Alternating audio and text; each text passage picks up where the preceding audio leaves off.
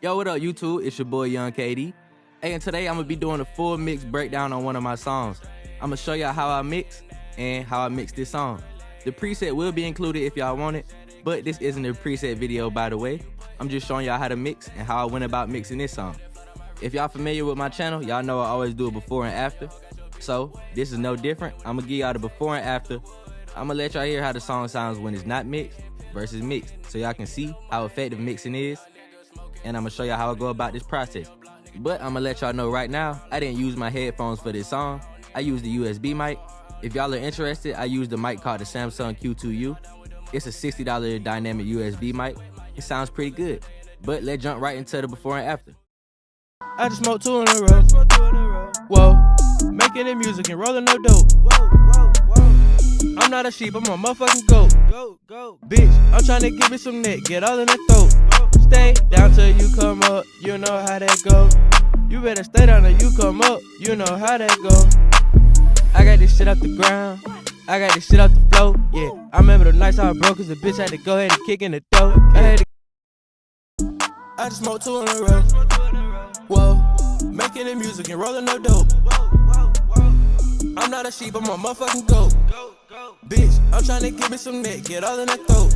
Stay down till you come up, you know how that go. You better stay down till you come up, you know how that go.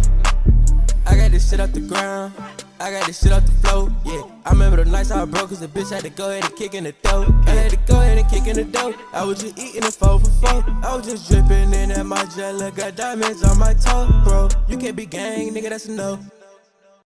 So after y'all heard that before and after, you can tell the mixing really saved this song. The vocal sounded very dull and muddy. The beat was just too loud. But after we mixed it, everything sounded pretty much together and pretty clean. So y'all stay with me, man. I'm gonna show y'all everything I did. The first thing I do is start working on the beat when I mix it. 9 times out of 10, if you getting your beat off of YouTube, it's gonna be pretty loud because it's already mastered. So I go to utilities, find the gain plugin, and bring the gain down until the beat is at a reasonable volume and my vocals can sit a little better. After that, I start recording. In this case, I started off with a preset on and then I just tweaked the preset. Let me show y'all everything I got on this preset right now. I named this preset Dynamic Sauce. And I started this preset off with a saturation plugin, the tape saturator. Here's the settings I got for the tape saturator. The tape saturation, it just gives a little body, more character, and it just overall makes the vocal more full. I'm gonna show y'all what the tape saturator sounds like on and off so you can see what it's really doing.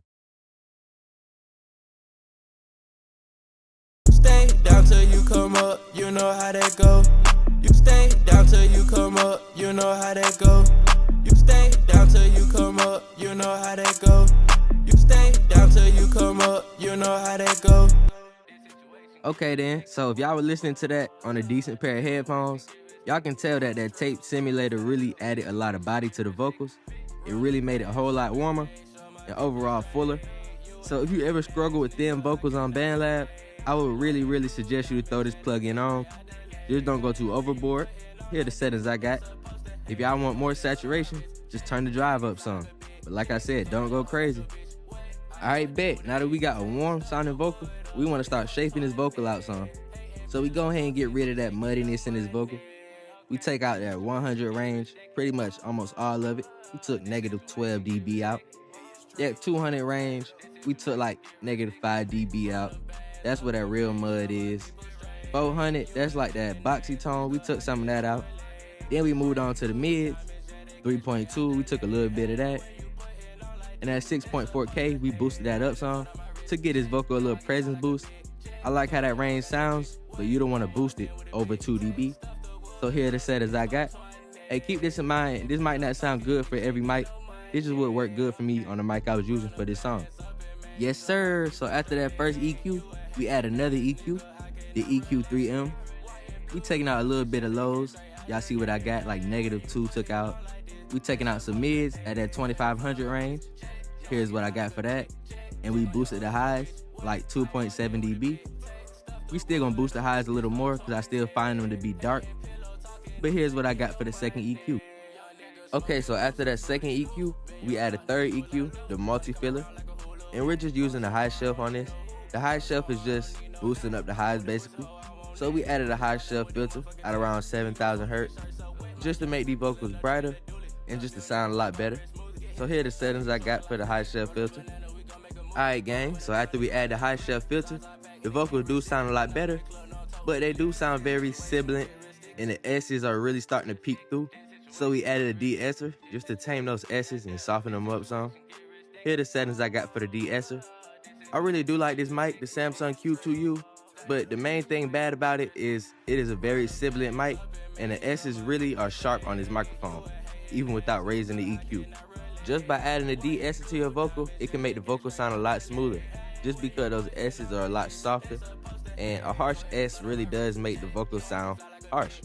Okay then, bet. After that de-esser, we added a compressor, the TechLab BA2A compressor.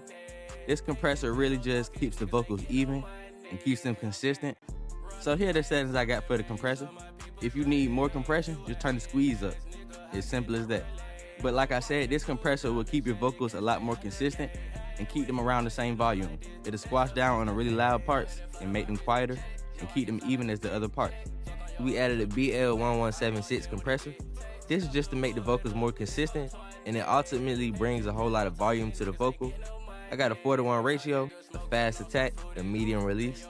And the thing to know about the BL1176 compressor, it's not like the rest of the compressors on Bandlab.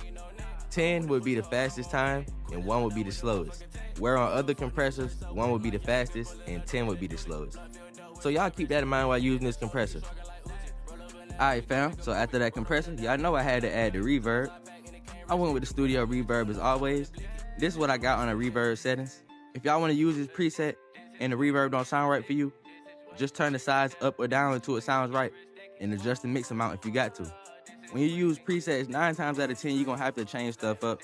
It's not just a click, automatic, perfect vocal. It's just gonna give you a really big head start where you have to just make small adjustments to it. That's the whole goal of these presets, man. So after that reverb, we added the D-Delay Plus. I use the ping pong delay a lot, and I decided to try something different out. So this is what I got for the D-Delay Plus. It really fills the vocal out, gives it a little more excitement. Here are the settings I got for it though. Y'all go ahead and copy this down if y'all feel like it. And that pretty much wraps up the vocal chain. Now I'm gonna show y'all how I blended the vocal into the beat.